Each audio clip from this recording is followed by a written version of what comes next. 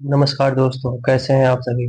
आप 17 नवंबर की तैयारी के लिए जुट गए होंगे और हम लोग 17वीं बीपीएससी के लिए 1 लाख क्वेश्चन की रिवीजन सीरीज लाए हुए हैं, जिसमें यूथ कंपटीशन टाइम के सभी क्वेश्चन पीवाईक्यू जो BPSC, UPSC, SSC, state exam, RRB, NTPC सभी के द्वारा जो पीवाईक्यू पूछे गए हैं उनको कवर करने का प्रयास करेंगे और इसी के द्वारा हम लोग इसका रिवीजन करेंगे। तो चलिए बायोलॉजी से स्टार्ट करते हैं। पहला चैप्टर है जैव विकास। जैव विकास के अंतर्गत जीवन में जो विकास हुआ है, लोगों का विकास कैसे हुआ है, तो उसके बारे में समझेंगे। चलिए स्टार्ट करते हैं। पहला है पृथ्वी की उत्पत्ति अनुमानतः कब हुई, तो लगभग आज से 4.6 अरब वर्ष पूर्व हुई। वहीं सूर्य की उत्पत्ति कब हुई, तो लगभग 15 करोड़ वर्ष पूर्व हुई। फिर आगे है वर्तमान प्रमाण के अनुसार पृथ्वी पर जीव का उद्गम लगभग कब हुआ, तो लगभग 2 करोड़ वर्ष पूर्व हुआ, 2 अरब वर्ष। आगे है सबसे व्यापक रूप से स्वीकृत सिद्धांत में से एक के अनुसार पृथ्वी पर जीवन की उत्पत्ति से पहले पृथ्वी के वायुमंडल में किसका मिश्रण शामिल था, तो CH4 का, NH3 का, कार्बन डाइऑक्साइड का। फिर आगे है कौन सी गैस प्राचीन आदिम पृथ्वी के वायुमंडल से अनुपस्थित थी, तो ऑक्सीजन उपस्थित नहीं थी। फिर है आद्य वायुमंडल क्यों कम हो रहा है, तो हाइड्रोजन परमाणु में कमी के कारण कम हो रहा है। फिर पृथ्वी पर सबसे पुराना जीव कौन सा है, तो नीलहरित शैवाल, ब्लू ग्रीन एल्गी। आगे है जीवन की उत्पत्ति का सबसे आधुनिक सिद्धांत कौन सा है, तो रासायनिक उद्विकास का सिद्धांत।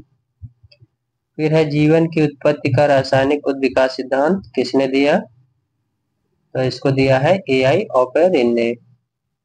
फिर जीवन की उत्पत्ति का ओरिजिन ऑफ लाइफ नामक पुस्तक के लेखक कौन है, तो ओपेरिन है। और हिस्टोरिका एनिमिलिया के पुस्तक के लेखक कौन है, तो अरस्तु है। वहीं थियोफ्रेस्टस हिस्टोरिया प्लांटेनम के लेखक हैं। आगे देखते हैं जैव विकास की परिकल्पना का पहला तर्कसंगत सिद्धांत किसने प्रस्तुत किया, तो लैमार्क ने प्रस्तुत किया। कब प्रस्तुत किया, तो 1809 ईस्वी में। लैमार्क का सिद्धांत क्या कहलाता है, तो लैमार्कवाद कहलाता है। फिर आगे देखते हैं लैमार्कवाद सिद्धांत किस पर आधारित था, तो इसके 4 कारण थे। पहला है बड़े होने के प्रवृत्ति पर आधारित था। दूसरा वातावरण का सीधा प्रभाव पर आधारित था। चौथा है अंगों का उपयोग या अनुप्रयोग का प्रभाव आधारित था। उपार्जित लक्षणों की वंशागत पर आधारित था। फिर है उपार्जित लक्षणों की वंशागत सिद्धांत किसने प्रतिपादित किया, लैमार्कवाद ने। अगला है लैमार्क की पुस्तक का नाम क्या था, तो फिलोसॉफिक जूलॉजिक है। उसके बाद वहीं ल्यूवेनहॉक किसके जनक थे, तो जीवित कोशिका की खोज की थी। कोशिका के अध्ययन के खोज को क्या बोलते हैं, तो साइटोलॉजी बोलते हैं। साइटोलॉजी खोज सर्वप्रथम किसने की, तो रॉबर्ट हुक ने मृत कोशिका के रूप में खोज की थी। आगे देखते हैं फिर है जैव विकास को सर्वप्रथम किसने समझाया था, तो लैमार्क ने समझाया था। कब समझाया था, तो 1809 ईस्वी में समझाया था। कौन एक अंग्रेजी प्रतिवादी भूवैज्ञानिक और जीववैज्ञानिक थे जो विकास के संबंधित विज्ञान में उनके योगदान के लिए जाने जाते थे, तो कौन था, तो चार्ल्स रॉबर्ट डार्विन थे। फिर है जैव विकास का प्राकृतिक चयन सिद्धांत किसने प्रस्तुत किया, तो चार्ल्स डार्विन ने प्रस्तुत किया। फिर विकासवाद का सिद्धांत किसने प्रतिपादित किया, चार्ल्स डार्विन ने। कब, 1859 ईस्वी में। फिर आगे है प्रसिद्ध विकासवादी चार्ल्स डार्विन ने अपनी किस पुस्तक में अपने सिद्धांत का प्रतिपादन किया था, तो प्राकृतिक चुनाव द्वारा जातियों की उत्पत्ति। कब, 1859 ईस्वी में। आगे है डार्विन का प्राकृतिक चयन सिद्धांत किस पर आधारित था, ये 4 बातों पर आधारित था। पहला है जीवों में प्रचुर संतानोत्पत्ति की क्षमता होना। दूसरा है जीवन संघर्ष। तीसरा विभिन्नताएं और उनकी वंशागत। चौथा है योग्यतम की अतिजीविता अथवा प्राकृतिक चयन। फिर नेक्स्ट देखते हैं डार्विन द्वारा प्रस्तुत प्राकृतिक वर्णवाद किस पर आधारित था, तो ओवर प्रोडक्शन पर आधारित था, struggle for existence and variations, और तीसरा है सर्वाइवल ऑफ द फिटेस्ट। फिर है प्रजातियों की संख्या बनाए रखने और उनकी विलुप्तता को रोकने के लिए क्या आवश्यक है, तो प्रजनन आवश्यक है। बिना प्रजनन के उनकी प्रजातियां बढ़ नहीं पाएंगी। फिर है विकास का मुख्य कारण क्या है, तो प्राकृतिक वर्ण है। नेक्स्ट है जीवों द्वारा जीने के लिए और अधिक वंश वृद्धि के बेहतरी के लिए अनुकूलित वातावरण बनाने की प्रक्रिया को क्या कहा जाता है, तो प्राकृतिक चयन कहा जाता है। फिर है जैव विकास के संदर्भ में सांपों में अंगों का लोप होना का किस प्रकार का स्पष्ट किया जाता है, तो अंगों के उपयोग तथा अनुप्रयोग किए जाने से। अगला है द ओरिजिन ऑफ स्पीसीज पुस्तक के लेखक किसने किया, तो डार्विन ने किया। हिस्टोरिका एनिमल पुस्तक के लेखक कौन है, तो अरस्तु है। और हिस्टोरिया प्लांटेनम के लेखक कौन है, थियोफ्रेस्टस है। फिर है जैविक विविधता का आधारभूत स्रोत क्या है, तो उत्परिवर्तन है। अगला है विकास के उत्परिवर्तन सिद्धांत का प्रतिपादन किसने किया, तो ह्यूगो डे ब्रीज ने किया। ह्यूगो डी ब्रीज ने अपना प्रयोग किस पर किया था, तो सांड प्रिमरेज अथवा आइनोथेरा लेमार्किया आना पर। फिर है किस जाति का पहला सदस्य जिसमें उत्परिवर्तित लक्षण दिखाई देता है क्या कहलाता है, तो उत्परिवर्तित म्यूटेंट कहलाता है।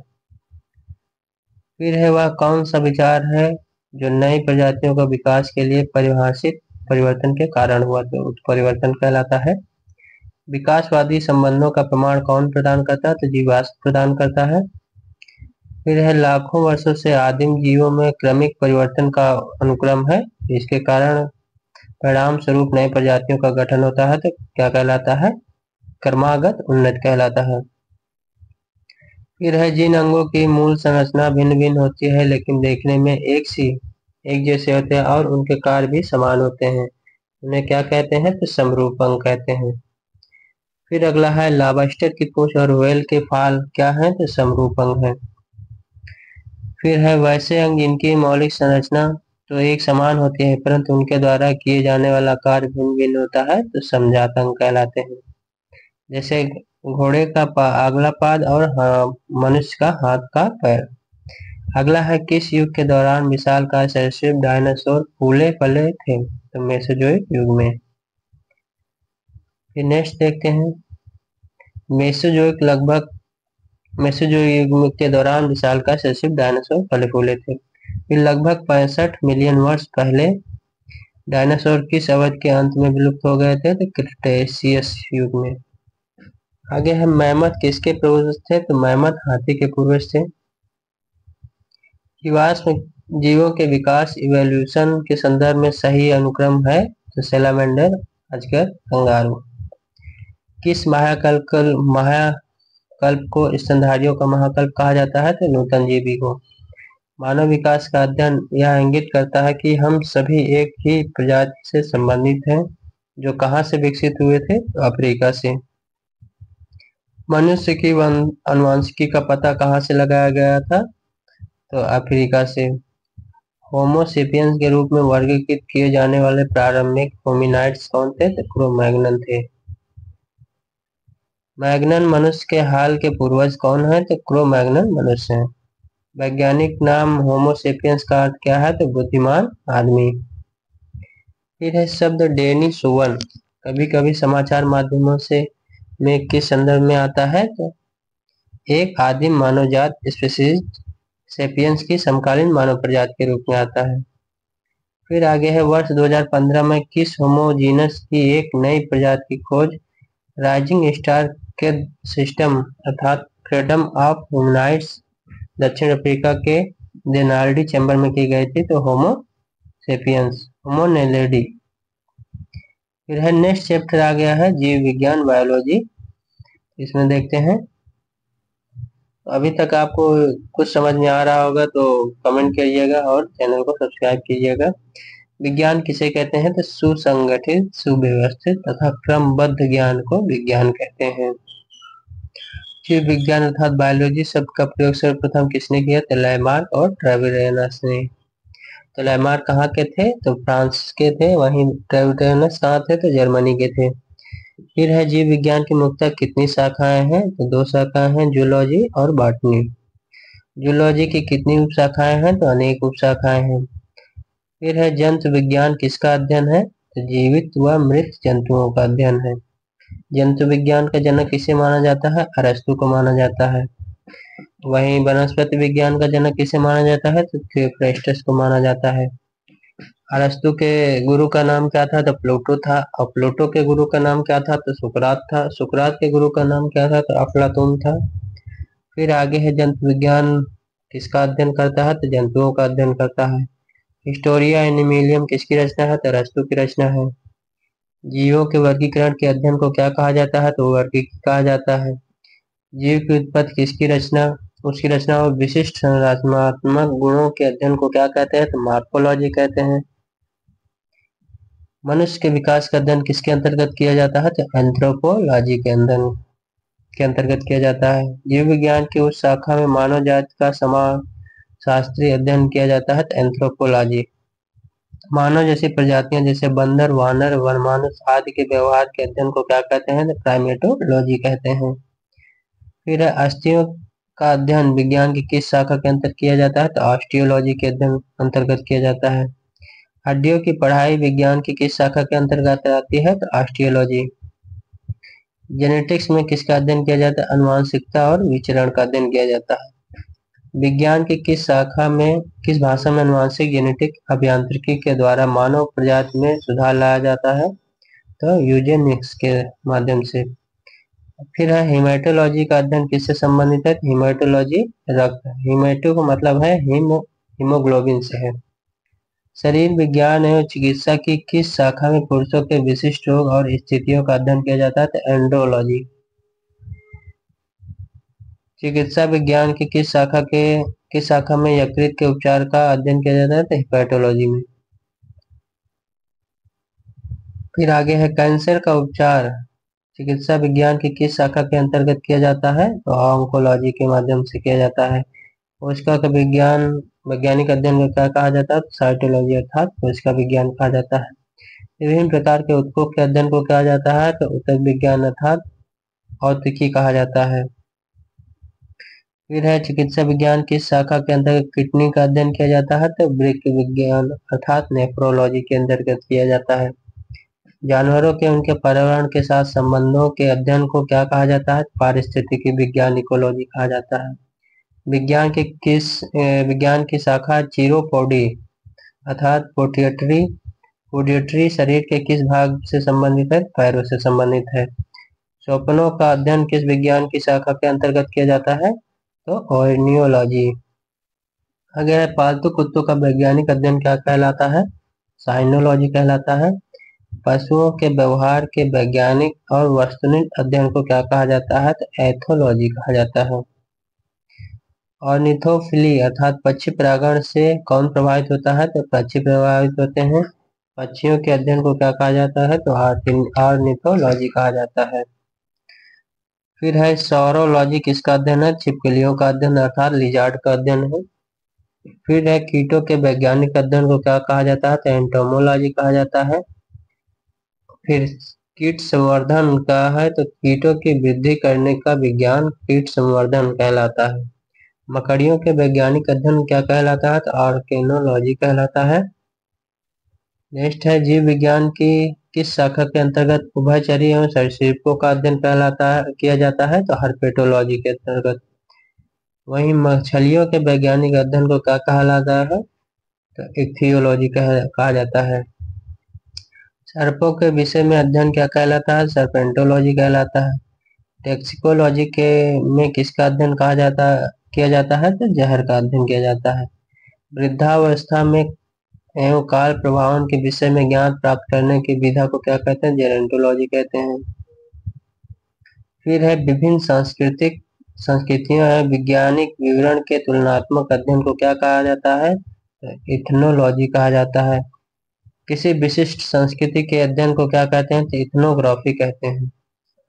मानव सहित सभी जंतुओं के व्यवहार के अध्ययन को क्या कहते हैं? तो इथोलॉजी कहते हैं। नैतिक आचार एवं कर्तव्य के मनोवैज्ञानिक अध्ययन को क्या कहा जाता है? तो एथिक्स कहा जाता है। जनसंख्या में मानव जाति के महत्वपूर्ण आंकड़ों के अध्ययन को क्या कहते हैं? जननांकी कहते हैं। बायोसिस्टमैटिक्स का उद्देश्य क्या है? तो अध्ययन के सभी क्षेत्रों से विभिन्न मानकों की समग्रता पर उनके विकासवादी इतिहास और उनके फाइलोजेनी की स्थापना के आधार पर जीवों का वर्गीकरण। फिर है जैविक जगत के गुणों सिद्धांतों के प्रयोग द्वारा आधुनिक उपकरणों और अभियांत्रिकी तंत्रों को निर्माण करने को क्या कहा जाता है? तो बायोनिक्स कहा जाता है। एलियो वनस्पति के अंतर्गत किसका अध्ययन किया जाता है? तो पादप जीवाश्मों का अध्ययन किया जाता है। तो पादप जीवाश्मों का अध्ययन किसमें है? एलियो वनस्पति के अध्ययन का। फिर वही है, प्राचीन काल के जानवरों, पौधों एवं अन्य जीवों के संरक्षित अवशेषों या चिन्हों के अध्ययन का विज्ञान क्या कहलाता है? जीवाश्म विज्ञान कहलाता है, पैलियोंटोलॉजी कहलाता है। नेक्स्ट है, विज्ञान की किस शाखा के अंतर्गत जीवित एवं जीवाश्म दोनों रूपों के पौधों के परागण, बीजाणुओं और सूक्ष्म प्लग के जीवों से संबंधित अध्ययन किया जाता है? पैलिनोलॉजी कहा अंतर्गत। वही जीवाश्म के अध्ययन को क्या कहा जाता है? तो जीवाश्म विज्ञान कहा जाता है। कवक का अध्ययन क्या कहलाता है? कवक विज्ञान कहलाता है, माइकोलॉजी। पादप विज्ञान में किसका अध्ययन किया जाता है? पौधों का अध्ययन किया जाता है। किस समूह के पौधों में जाइलम और फ्लोएम का अभाव होता है? तो ब्रायोफाइट में। किसमें संवहन ऊतक पूर्ण विकसित होते हैं? टेरिडोफाइट में। शुष्क जलवायु के लिए भांत अनुकूलित पेड़ पौधे को क्या कहते हैं? मरुद्भिद जीरोफाइट्स कहते हैं। किस वर्ग के पौधे अन्य पौधों पर यांत्रिक अवलंबन के लिए निर्भर रहते हैं? एपीफाइट्स वर्ग के लिए। नेक्स्ट देखते हैं, फूलों के अध्ययन को क्या कहा जाता है? तो एंथोलॉजी कहा जाता है। निषेचन, विकास, विभाजन और विभिन्नता के आधार पर विज्ञान के अध्ययन को कहा जाता है? तो भ्रूण विज्ञान अर्थात एम्ब्रोलॉजी कहा जाता है। पौधों में बीमारियों का अध्ययन क्या कहलाता है? जिसमें पौधे विरोध करते हैं या संक्रमण से सामना करते हैं? फाइटोपैथोलॉजी। फिर नेक्स्ट है, डेंड्रोलॉजी में किसका अध्ययन किया जाता है? काष्ठीय पौधों का। फिर आगे है, जीवित चीजों पर मृदा के प्रभाव का अध्ययन मृदा विज्ञान की किस शाखा के अंतर्गत किया जाता है? तो एडाफोलॉजी के अंतर्गत किया जाता है। पेडोलॉजी में किसका वैज्ञानिक अध्ययन किया जाता है? तो मिट्टी का अध्ययन किया जाता है। माइक्रोबायोलॉजी का जनक किसे कहा जाता है? तो लुई पास्चर को कहा जाता है। फिर प्रथम संयुक्त प्रकाश सूक्ष्मदर्शी का आविष्कार किसने किया? तो जेड जॉनसन तथा एच जॉनसन ने किया। अब विज्ञान की प्रमुख शाखाएं तथा उनके विवरण के बारे में जानते हैं। पहला है वर्ग की टेक्सोनॉमी। टेक्सोनॉमी के अंतर्गत किसका अध्ययन किया जाता है? तो जीवों का वैज्ञानिक ढंग से वर्गीकरण किया जाता है। जूलॉजी का जनक किसे कहा जाता है? तो कमेंट बॉक्स में बताइएगा। विभिन्न प्रकार के जंतुओं का विस्तृत अध्ययन है जूलॉजी। बॉटनी क्या है? विभिन्न प्रकार के पादपों का अध्ययन बॉटनी कहलाता है। फिर है फिजियोलॉजी, शरीर के विभिन्न अंगों का विभिन्न भागों के कार्यों का अध्ययन फिजियोलॉजी कहलाता है। मैमोलॉजी क्या कहलाता है? मैमोलॉजी स्तनधारियों जंतुओं के अध्ययन कहलाता है। मायोलॉजी मनुष्य की पेशियों का अध्ययन मायोलॉजी कहलाता है। वहीं ऑस्टियोलॉजी अस्थियों का अध्ययन कहलाता है। कॉन्ड्रोलॉजी उपास्थियों का अध्ययन कहलाता है। और हीमेटोलॉजी रुधिर का अध्ययन कहलाता है। तो अभी के लिए इतना ही, फिर मिलते हैं नेक्स्ट, कल मिलते हैं। अभी तक के लिए जय हिंद, जय भारत।